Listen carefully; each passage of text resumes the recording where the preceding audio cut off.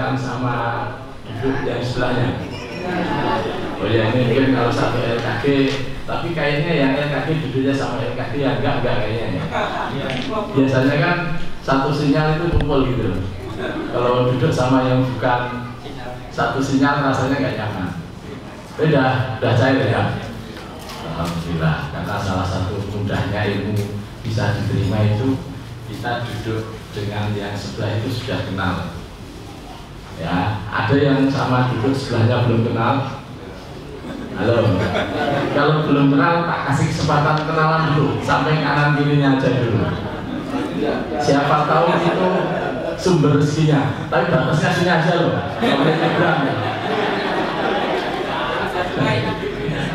Sudah ya, ada banyak kenalan, udah kenal nyaman insyaallah. Ya, bismillahirrahmanirrahim. Assalamualaikum warahmatullahi wabarakatuh.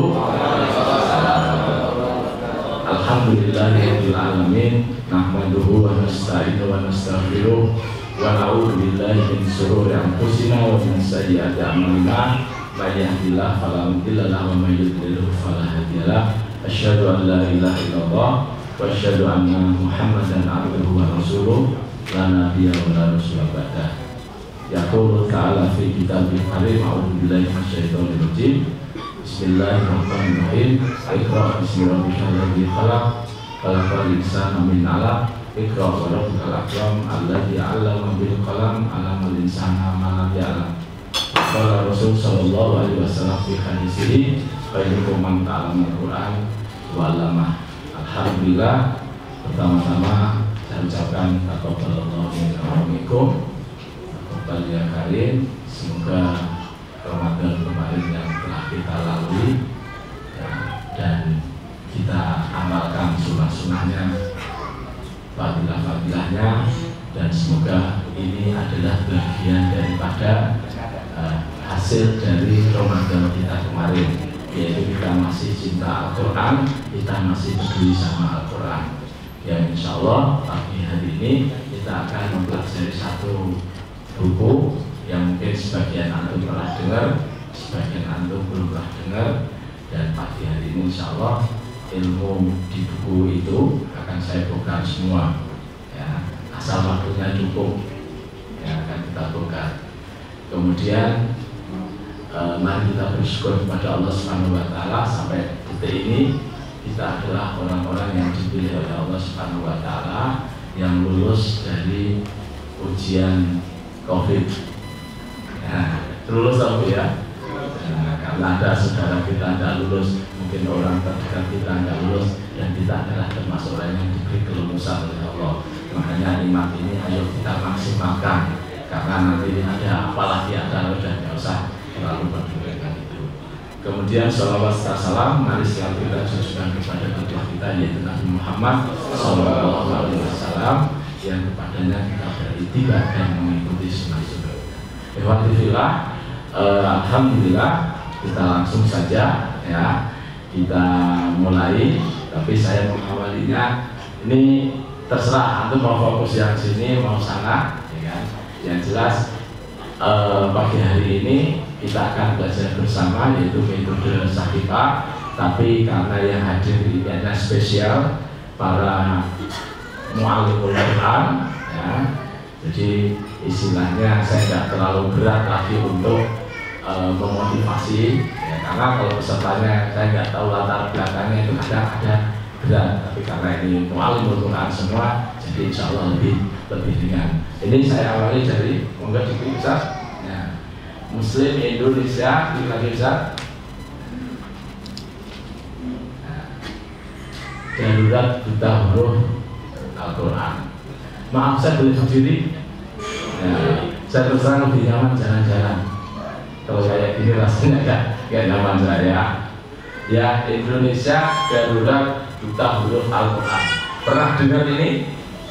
Ya, kira-kira kenapa?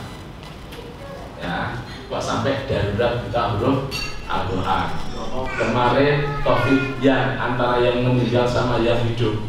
Ya, berapa? Ada yang rajin mengikuti berita corona dari 150 juta penduduk Indonesia yang mati kena COVID berapa? Tolong, saya nggak sempat ngupdate karena saya sudah menutup informasi itu. Sama semua. Kira-kira berapa? Dengar selenting mungkin. Berapa yang mati? Berapa persennya? Ada 10%-nya? Nggak ada. Kok mungkin? 1% ada. Nah, yang jelas nggak lebih dari 1% kayaknya. Tapi hebohnya kurang apa? 0% lah. Nah, hebohnya kayak apa corona kemarin? Nah sekarang makanya saya baca Muslimin Indonesia darurat buta huruf Al-Quran. Kenapa saya katakan darurat? Diklik lagi silakan.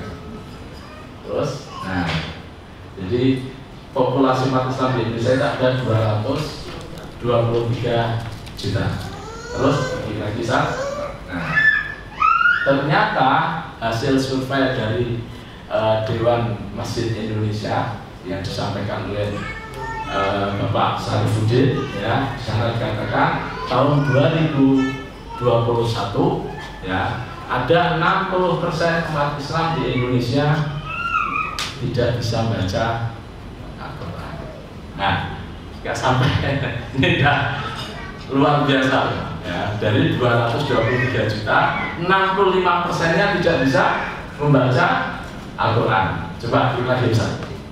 Nah, klik lagi sekali lagi cukup. Ya, sekarang pertanyaannya, bila ada dana 145 juta untuk program pemberantasan tauhid Al-Quran, siapa yang mau mengajukan angkat tangan?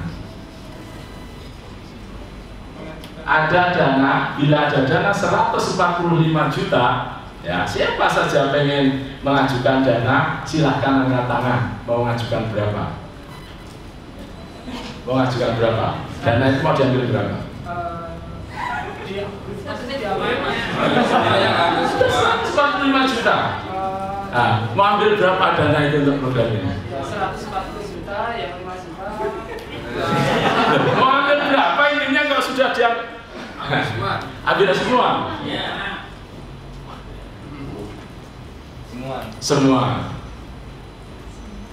Semua juga? Enggak, ini masih mikir saudaranya. Semuanya diambil. Berapa diambilnya? 100, tapi masih lebih banyak yang diambil. Yang lain cuma disisain 45. Sisanya mau diambil juga? Iya. Kayaknya kalau urusan uang itu lancar, gitu ya.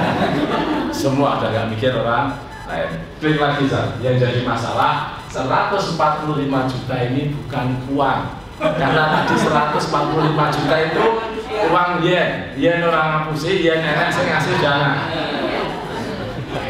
Tapi ini 145 juta ini adalah ya muslimin yang tidak bisa membaca Al-Quran. 65%-nya adalah 145 juta. Ya, nggak bisa baca Al-Quran. Mau ambil berapa? Tadi mau ambil 10 atau? Mau ambil 100 masih? 100 jutanya? Rasido? Oke, tetap mau ngambil?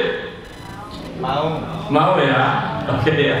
Nah, jadi di hadapan kita ini ya, daruratnya umat Islam 145 juta tidak bisa membaca Al-Quran. Tinggal kita mau ngambil sisi mana ini ya. Sisi pembisnis beda lagi. Wah, kalau saya jual sepatu ada 145 juta tadi ya kan, belum ada yang jual, mesti beli ke saya semua misalkan. Wah, saya untung besar. Tapi kalau itu dilihat sebagai tantangan dan tidak ada solusi, juga bisa tergantung mana, ya kan? Klik lagi sah, monggo klik lagi. Ya.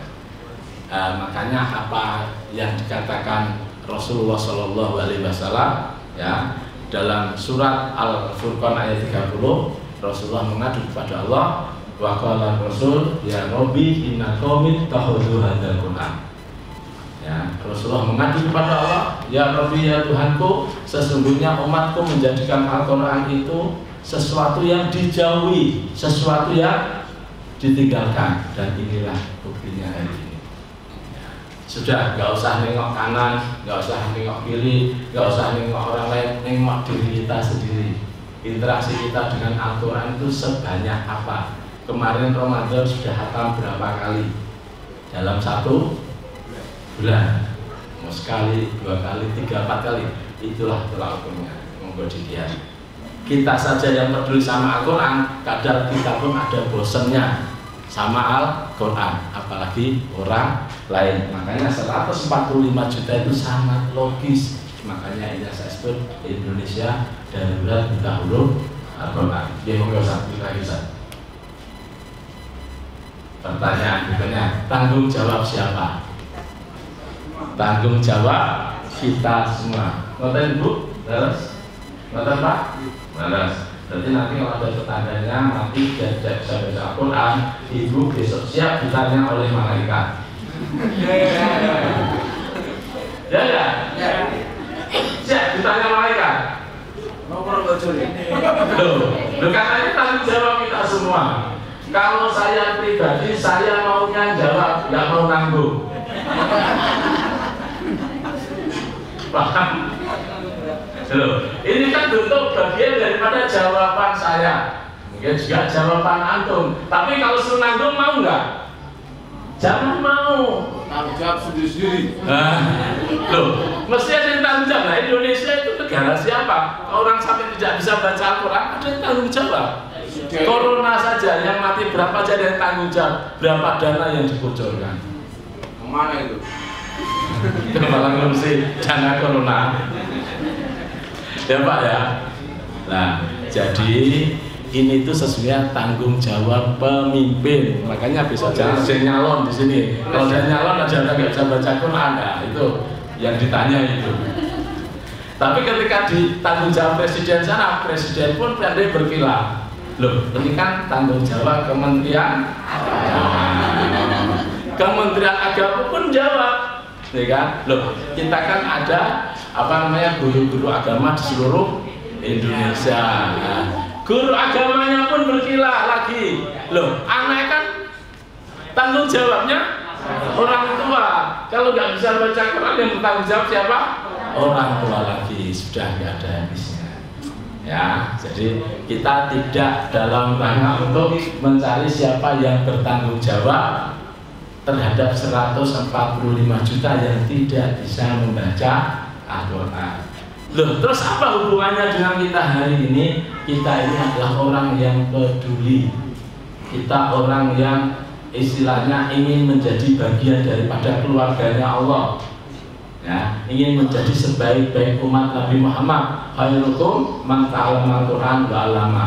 Kita berkumpul itu bukan dalam rangka menjawab tanggung jawab ini, ya, tapi kita berkumpul ini adalah dalam satu wadah sama, yaitu umat Islam, peduli sama saudaranya yang nggak bisa baca Quran, dan ingin menjadi orang yang terbaik di antara umat Nabi Muhammad SAW. Nah, sekarang pertanyaannya, apakah buta huruf Al-Quran juga terjadi di wilayah kita, di kota kita? Ya. Otomatis Pak ya. Ya. Klik lagi. Ya. Bisa diatasi nggak? Ya. Sudah. Saya tanya lagi. Apa Solo aja? Kita konteksnya Solo ya. Ya. Apakah buta huruf Al-Quran di Solo Raya ini bisa diatasi? Yang jawab bisa angkat tangan. Saya tidak menafsirkannya, saya itu jelas otomatis ingin menunjukkan bahwa kita itu motivasi. Uang bisa mendapat 100 juta satu bulan, yes, bisa. Nah, itulah dengan ini kok insya Allah, tapi nggak ada action. Gimana ini? Ini berkulangnya di sana. Ya, harus dicairkan lagi. Saya tanya lagi. Saya nggak Indonesia loh ya, Solo. Ya. Siap. Apakah buta huruf Al-Quran di Solo ini bisa diatasi? Yang jawab bisa angkat tangan. Saya. Yang nggak angkat tangan lagi nulis. Lagi nyata. Coba yang tinggi. Saya ingin tahu kesungguhannya ini. Ya. Ya. Terima kasih. Ya. Ada yang nggak angkat tangan, perlu saya tanya nggak? Kira-kira kenapa? Kita duit. Oke ya, dapat diatasi. Oke, jadi sekitar 90% yakin. Mungkin yang lain tadi mengamati. Ya, saya kan pengamat di sini, bukan bukan peserta. Oke, klik lagi bisa. Ya, kan? Jadi 90% rata-rata klik terus dia. Nah, berarti kalau bersama bisa itu yang susah kita akan nyingkir ya. Yang tidak bisa akan nyingkir. Klik lagi. Ya. Ada ini ya, ada kasih saya aja, tak kira enggak ada. Berarti orangnya dulu ini nanti kalau saya. Wah, ini gimana? Oke, udah. Gimana caranya? Gimana? Bikin halakoh keluarga. Di dalam halakoh itu ngapain? Di rumah. Apa? Oh, mengajarkan gitu maksudnya. Ya itu Pak ya.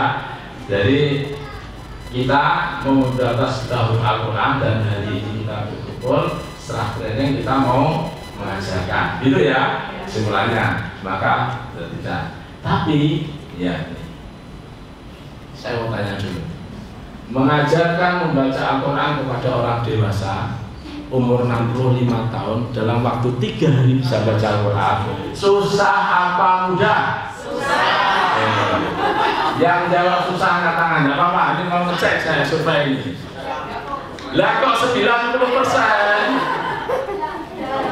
Oke, berarti maaf saya ucapkan nih, hari ini saya sedang bicara di hadapan orang-orang susah.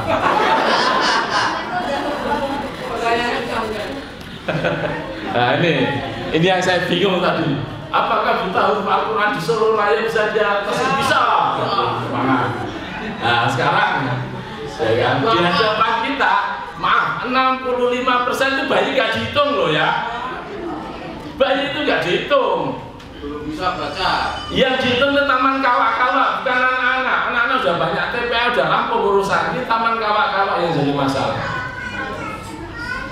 Makanya kenapa panitia tadi menyertakan pesertanya adalah berapa? Usia berapa? 14. Di atas 25 tahun ya? Saya pilih yang di atas ini. Oke ya. Jadi semua sepakat mengajarkan membaca Al-Quran kepada orang dewasa adalah susah. Sepakat adalah kesusahan. Itu kan jadi kekuatan lagi. Pikir ekonomi ya. Ya, oke, udah. Yang mudah nyingkir lah. Tadi pikiran dulu nyingkir lagi kan jadi susah. Oke, perhatikan lagi kira-kira.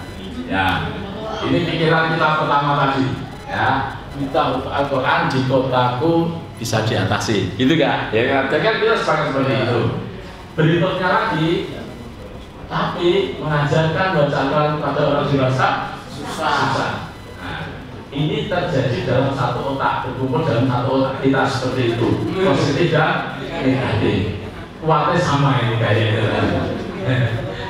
Berikutnya lagi, nah, apa bisa ya buta huruf Al-Quran diatasi kalau di dalam kepala tadi ada isinya dua tadi, susah dan mudah? Bisa nggak kira-kira? Susah mudah. Semangat mau berangkat, lihat orang yang diajari susah sekali ketemu besok absen. Gambar yang susah yang mudah Pak. Susah yang mudah ya. Oke, nah udah cari kontak akhirnya. Kontak akhirnya udah. Nah ini Pak ya, saya training seluruh Indonesia, semua guru ngaji pikirannya sama kayak antum tadi.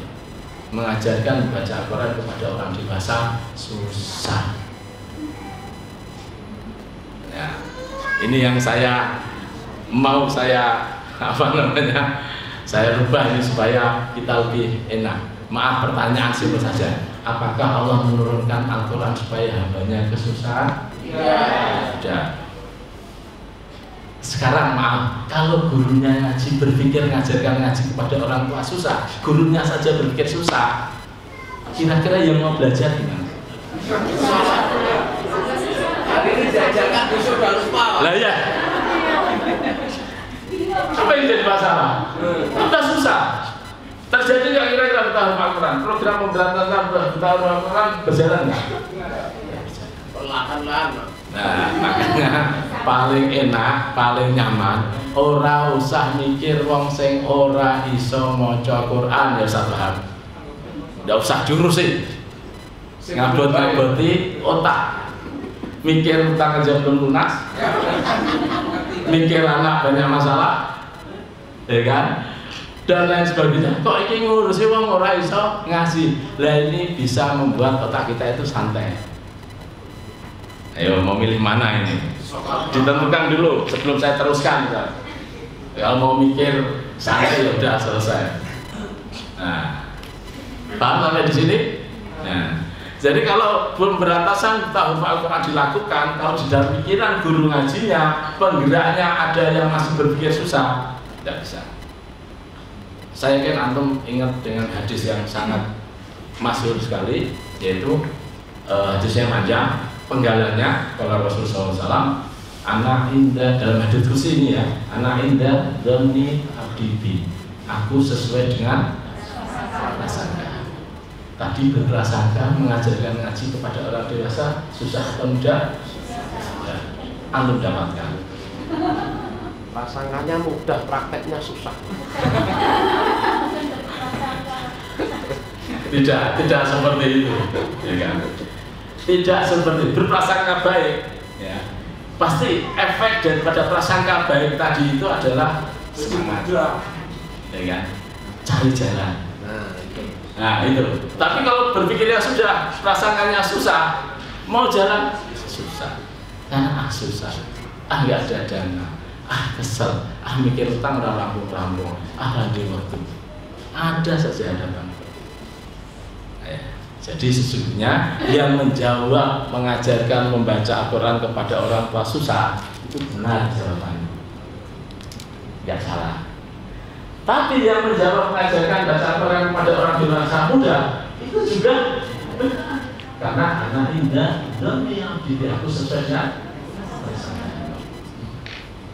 Nah, antum masalahnya nggak ngerasain, nggak bisa baca sih. Maaf, rata-rata kan bisa ngajinya dari kecil atau dari Iqra atau turutan toh? Ada yang barusan. Tapi pegawai ibu yang 60 tahun itu memang susah. Iya, tapi ngajari ibu yang 60 tahun itu memang susah, iya kan? Nah, ayo cari alasan apa lagi untuk mendukung kesusahannya?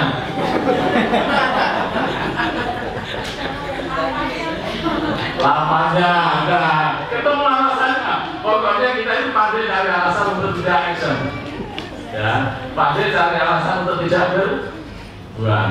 Ya.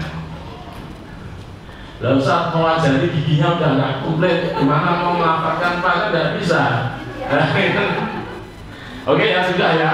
Nah, jadi mau kalau pengen nyaman, nggak usah ngurusi orang yang nggak bisa baca Quran, mending mainan HP, lihat TikTok. Gitu aja ya. Oke ya, lanjut ya. Oke, kita lanjut. Nah, ini ada peluang ya. Apa? Nah, ini semua hafal di sini. Ya mata itu ada kota ya, andu amalu ilamin salah sodakotin jadiate au ilmin yuntafaubi au waladin salihin yaqullah. Kita ambil poin yang ilmin yuntafaubi. Nah, kalau kita peduli ya, ini ada peluang, yaitu untuk ilmu yang kita ajarkan kepada orang yang bisa ngaji itu, baik dia itu bisa ngaji atau tidak bisa ngaji, ilmu itu tetap bermanfaat ya untuk kita. Makanya saya yakin semua akan berada di sini. Makanya setelah acara ini nanti coba saya mau mengajak kepada antum, ya kan, untuk mengambil dana 145 juta tadi. modern semua sekarang. Geleng sekarang lah.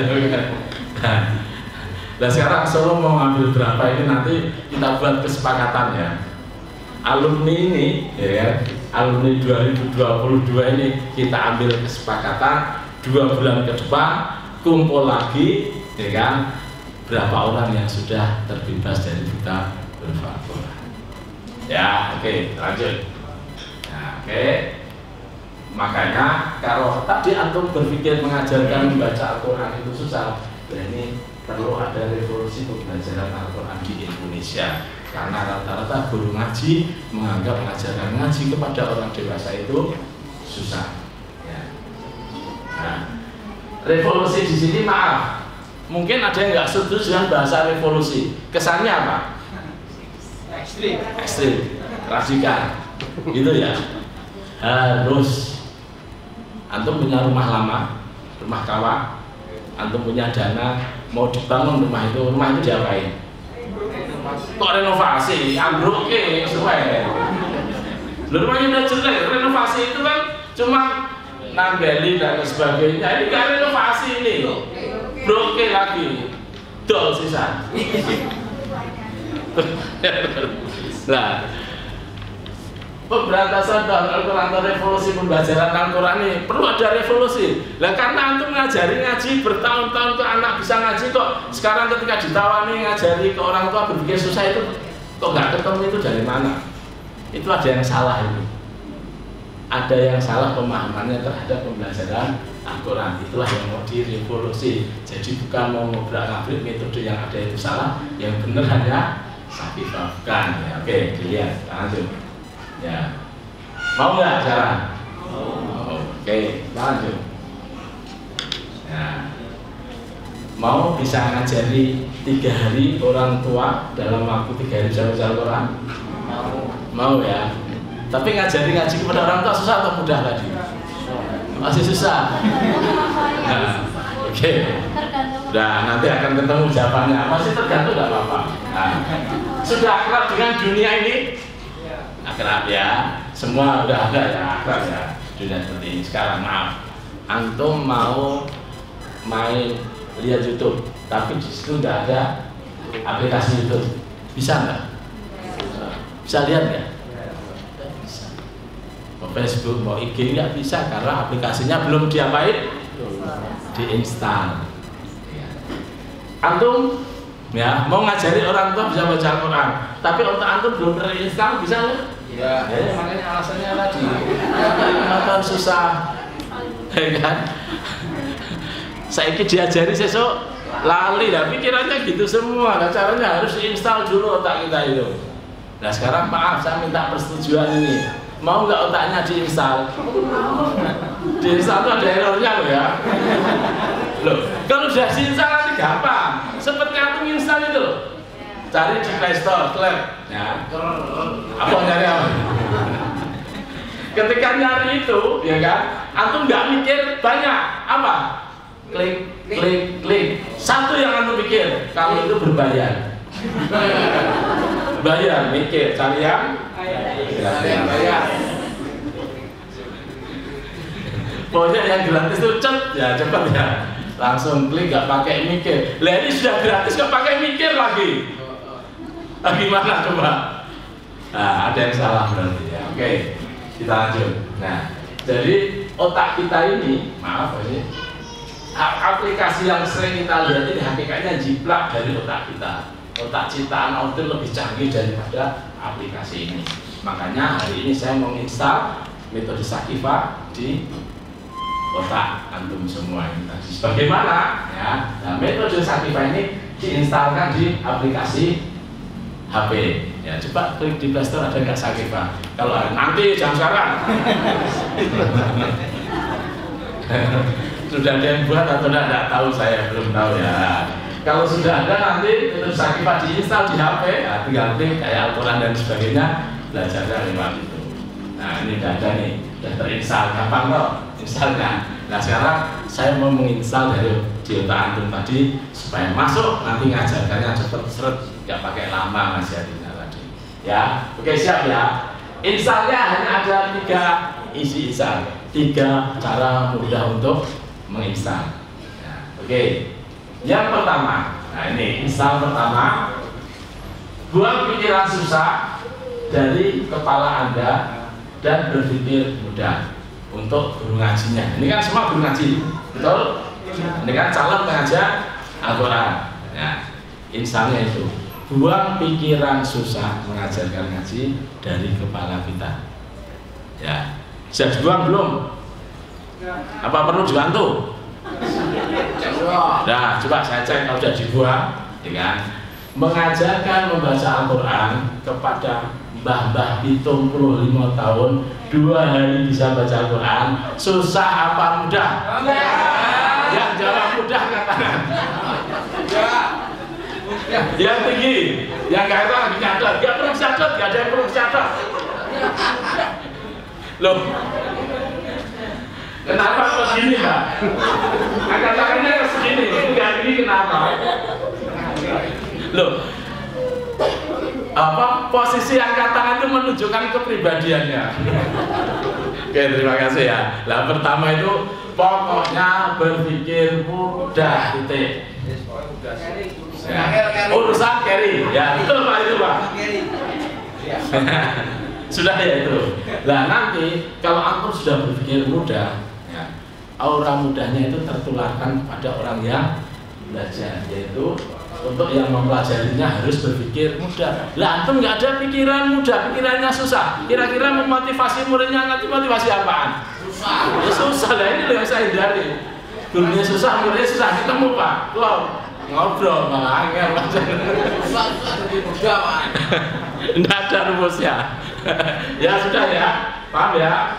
Jadi insan pertama pokoknya buang pikiran susah dalam hal mengajarkan Al-Quran apapun, buang, pokoknya buang. Ya sudah. Insan yang kedua, nah ini tadi ini sudah sukses ya, ini sudah enak.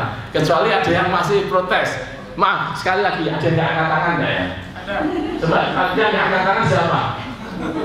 Siapa ya? Kenapa Mas? Karena saya saja belum bisa. Oh ini belum bisa? Wah ini panitia ini ada banyak. Berarti nanti saya jadiin model mau? Nah, tapi nggak sampai kampung ya. Lah mau nunggu nih rong dino. Mungkin ada temennya Mas ini ya, oke. Udah, pokoknya berpikir mudah Mas ya. Ini saya lagi install gurunya ini.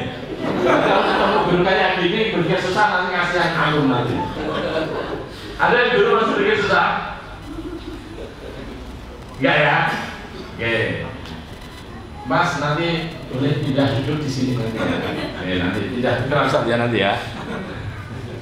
Ya, oke, tidak apa-apa. Nanti banyak yang ngajari antum malah. Tinggal di mana Mas? Solo Utara. Yang dekat Solo Utara siapa? Nah, yang ngajak atau tonggo? Saya maju Songo, Pak. Saya Ngipang. Oh, Ngipang. Ada nggak? Ngipang jauh. Solo jauh gitu. Jauh jalan kaki jauh. Hari ini Mas berpikir jauh. Oke ya Mas ya. Oke, tidak apa-apa, nanti pas ini saya kasih tahu caranya. Alhamdulillah saya malah seneng ini ada modelnya nanti. Tidak apa-apa Mas. Nanti setelah selesai dari sini saya amanai ke siapa yang ngajarin sampai bisa. Ya, gitu ya. Kenapa? Sumber dekat. Alhamdulillah ya kan. Siap ya. Jadi ini sudah sepakat mengajarkan baca Al-Quran itu mudah. Ya. Muridnya pun juga berpikir mudah Mas ya. Oke, alhamdulillah. Yang ini tambahnya. Kalau lihat orangnya tambah susah Mbak. Karena kan itu saya juga kebetulan pakai ini di Ya. masjid itu. Belum bisa. Ya ada beberapa yang sudah berhasil, tapi ada dua orang berusia 60 itu tuh akhirnya dia karena merasa susah kalau mau dipindahin ke surat pendek, terus dia mau Betul. ganti ikrol yang mudah itu. Oh ya, ya sudah tidak apa-apa. Solusinya gitu. Ya, sudah tidak apa-apa ya. Oke, jadi ini maaf ini model saya karena ini murid pertama saya. Jadi dulu metode ini saya buat saya sebar kurang lebih itu 1 rate di Jakarta, di Bekasi, belajar ngaji 5 kali berbulan bisa baca Al-Quran. Tidak ada 1 orang pun telepon, ya kan? Nah ini kan, wah awam nggak percaya ini sama, nggak tantangan ini, ya. Nggak ada yang telepon. Sekali dapat telepon, saya datang ke rumahnya yang namanya ibu ini, tapi pikiran saya ketika datang bukan dia yang ngasih, anaknya atau cucunya. Setelah saya tanya siapa anak yang mau belajar ngaji, saya Pak Umar katanya. Tahu nggak apa yang ada pikiran saya? Astagfirullahaladzim. Kenapa astagfirullah? Sekali dapat murid kelas berat. Saya pun awalnya pun berpikir ini murid kelas berat ini. Gampang. Ini Pak, ini gaya ini. Dulu kita dulu. Makanya saya bisa ngomong saya. Apa saya bisa ngomong?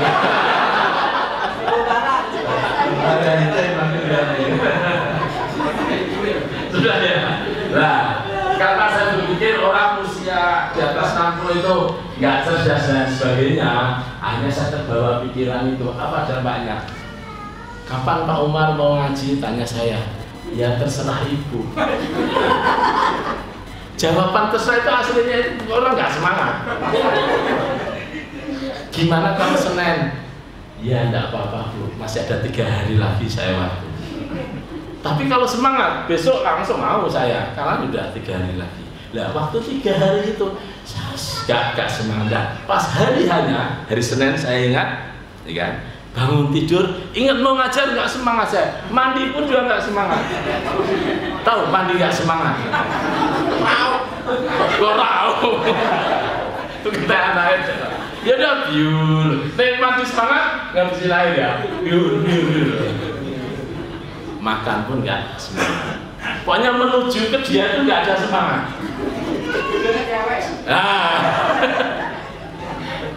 Kan nggak tahu masalah. Beda kalau mahasiswi Pak ya, gitu ya. Bukan itu pikiran saya. Lah akhirnya pas jalan ke rumahnya. Saya kan nggak semangat, memang jalan, ya kan? Saya nggak jauh itu jalan. Nah, ketika jalan, loh, ini kan nenek usia 63 tahun. Kalau ini bisa ngaji, berarti saya nggak perlu cari orang yang usianya kurang dari 60 tahun. Wah, ini luar biasa ini. Nah, saya baru berpikir ini luar biasa. Muncul motivasi, akhirnya saya datangin orang ini ngomong-ngomong, akhirnya maaf. Karena ini pertama kali saya coba, saya agak sedikit modus untuk kebaikan, tapi saya nggak ngomong bahwa ibu saya jadi kelinci percobaan, saya nggak ngomong. Ya, jadi saat itu, ya, saya masih pengantin baru lah ceritanya. Ya. Istri saya di Magelang, saya di Jakarta. Saya omong, sekarang tak sambil kuliah saat itu, Bu maaf, ini kalau ngajinya Senin, Selasa, Rabu, ini sudah semangat loh Pak ya, sudah tidak berpikir susah lagi loh ya. Kalau ngajinya Senin, Selasa, Rabu, Kamis, Jumat, dan Jumat sore itu saya biasanya pulang ke Magelang dari Jakarta. Mampu? Ya enggak apa-apa Pak Umar. Nah kan sudah semangat ini kan. Akhirnya saya ajari gimana supaya 5 kali pertemuan bisa ngaji. Tahu nggak apa yang terjadi? Ternyata Jumat belum bisa ngaji, belum bisa baca Al-Quran. Tuh, kok bisa? Ya bisa, namanya orang coba. Ya, orang cari alamat itu langsung depan ya. Jangan bicara Google, jangan bicara Google Map. Ya, Google Map banyak nyasar.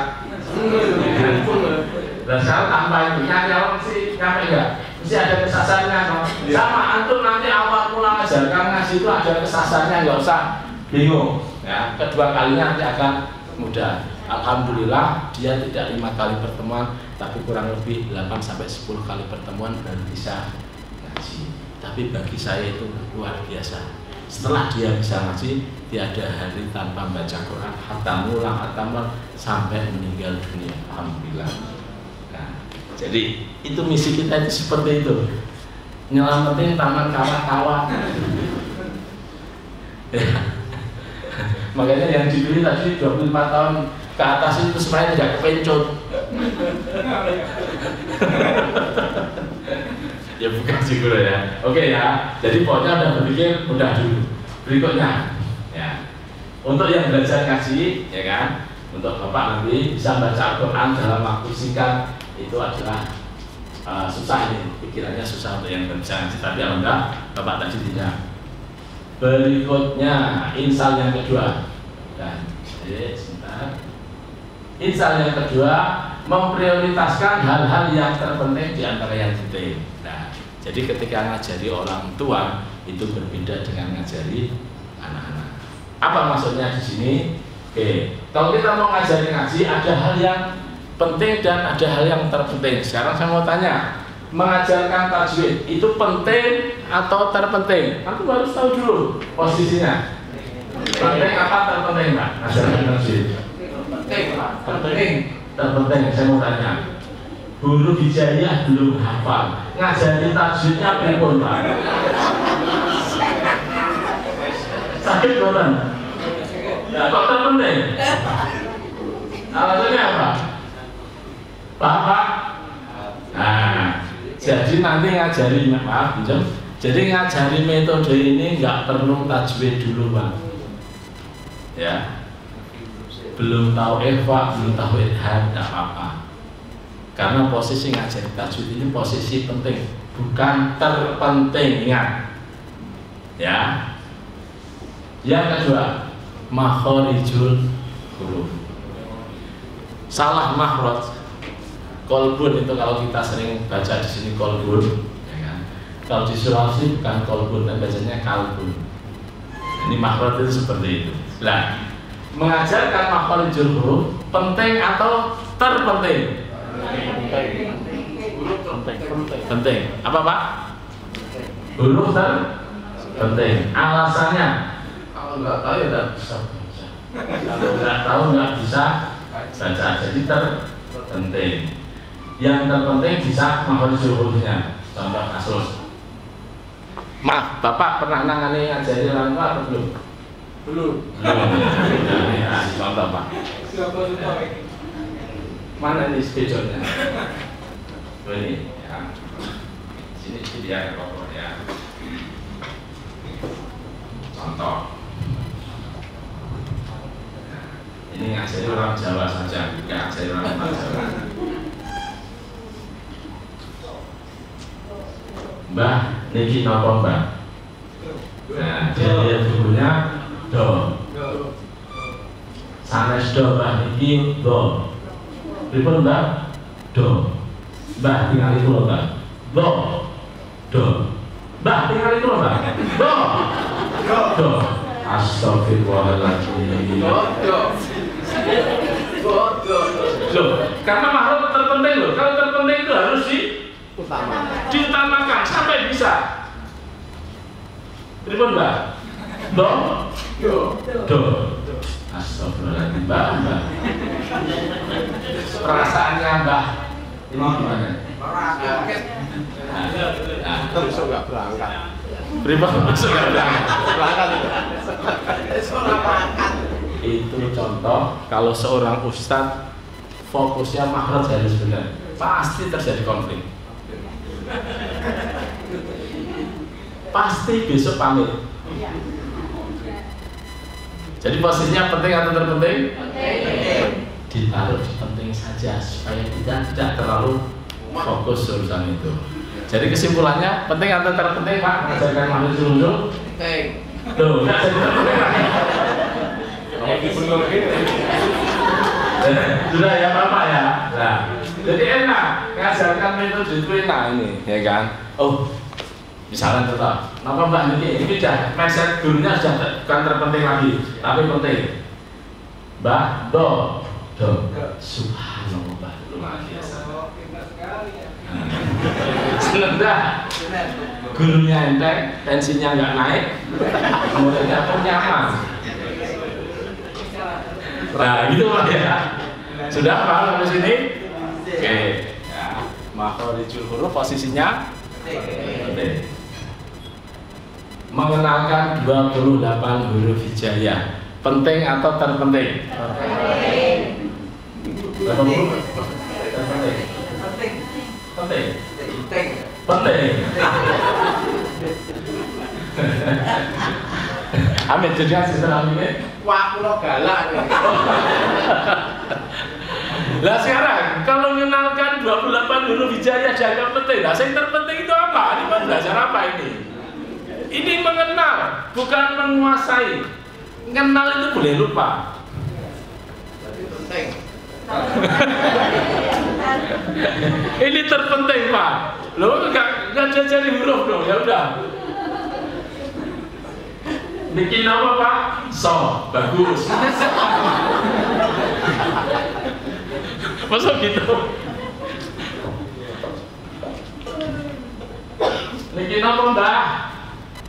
Nah, pintar. Bukan terpenting masalahnya. Ya, ini terpenting. Nah, tolong dibedakan. Lagi, sekarang satu lagi. Mengenal tanda baca. Fathah, kasrah, dhammah, tanwin. Penting atau terpenting? Penting. Penting. Ya udah ngajarnya nggak usah pakai lokal. Nah, terpenting ya. Ini siapa terpenting Pak? Ya kan? Mengenal tanda baca itu terpenting. Kalau ini jangka penting saja ngajarnya nggak usah pakai harokat. Ya. Terus tahsin. Penting atau terpenting? Penting saja. Jadi nggak perlu. Tahsin kan hubungannya dengan makhrajul huruf dan lain sebagainya. Yang terakhir, yang ketiga, insya yang kedua adalah memulai mengajarkan dengan optimis. Sudah itu saja. Ya, jadi sudah nggak ada kata susah mengajarkan membaca Al-Quran. Ketemu murid kayak apapun nyaman, ketemu murid orang iso nyaman. Ya, karena antara dua, ya, ketemu murid dan guru dua-duanya bisa nyaman. Kedua, guru dan murid. Gurunya nyaman, muridnya nggak nyaman. Ada lagi, gurunya nggak nyaman, muridnya nyaman. Dia ajari oleh iso-iso, diulang bola-balik tetap ngaji. Itu yang umat bukan muridnya, tapi atau malah dua-duanya juga ada lah. Antum harus di posisi yang nyaman, terus ketemu murid kayak apa benar nyaman. Nah, tiga instan inilah, insya Allah aku nanti bisa membuat orang bisa membaca Al-Quran. Paham sampai sini? Nah, jadi kesimpulannya pertama apa tadi? Buang pikiran susah. Tahu materi mana yang terpenting dan mana yang penting diajari. Ya. Oke, berikutnya bagaimana cara mengajar ini tadi ya, nanti saya belajarkan. Apa itu metode Sakifah? Nah, sekarang kita bahas metode Sakifah. Ya. Metode Sakifah adalah sebuah metode alternatif pembelajaran baca tulis Al-Quran yang dirancang khusus untuk orang dewasa. Jadi maaf, buku ini bukan untuk taman kanak-kanak, tapi ini khusus untuk taman kawak-kawak, khusus orang dewasa. Jadi antum habis belajar ini bukan setelah itu mengganti metode yang sudah ada dengan metode Sakifah, enggak. Antum tetap misalkan yang pakai umi, pakai qiraati, pakai ikra, atau pakai metode apa terserah, ya kan? Yang jelas ini melengkapi dan ini khusus untuk orang dewasa. Jadi pembelajarannya berbeda, nggak kayak yang tadi, memotivasinya pun berbeda, gitu ya. Udah 5 kali pertemuan bisa baca Quran, setiap pertemuan 1,5 jam. Not for children under 10 years old, bukan untuk anak-anak usia di bawah 10 tahun. Jadi anak 10 tahun kelas 4 atau 5 SD silakan dipakai. Oke, ini ya, oke. 5 kali pertemuan bisa baca Al-Quran. Nah, saya punya landasan. Antum mesti pernah membaca ini, terlalu jelek ya.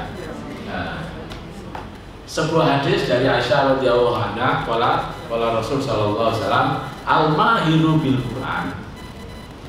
Orang yang mahir membaca Al-Quran, ma'as safaratil kiramil bararah, dia akan dikumpulkan bersama para utusan dan rasul yang mulia. Tidak titik. Tapi ternyata di sini walladzi yaqra'ul Quran, ya, wa yatata ta'fi, dia membaca Al-Quran, wa yatata dan terbata-bata. Nah, bisa baca Quran tapi kualitas bacanya ya tak. Kan ada sebabnya ini, kenapa? Wa huwa alaihi syak, karena di atas kepalanya itu syakun. Syak Tahu artinya sak? Belum. Belum. Bapak sedang bangun rumah nggak? Atau renovasi rumah? Atau tetangganya yang sedang renovasi? Kalau bangun rumah biasanya ada kalimat sak itu hubungannya dengan apa? Bukan. Bukan mulai. Nah, wa alaihissalam ketika dia membaca itu di atas kepalanya itu semen satu sak. Kira-kira gimana Pak? Sak itu artinya berat.